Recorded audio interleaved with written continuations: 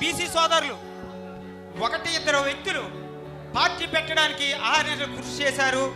వాళ్ళు ఫెయిల్యూర్ అయ్యారు. ఆవేశం ఉంటే రాజకీయంగా ఎదగలేం. ఆవేశం కంటే ముందు ఆలోచన అవసరం.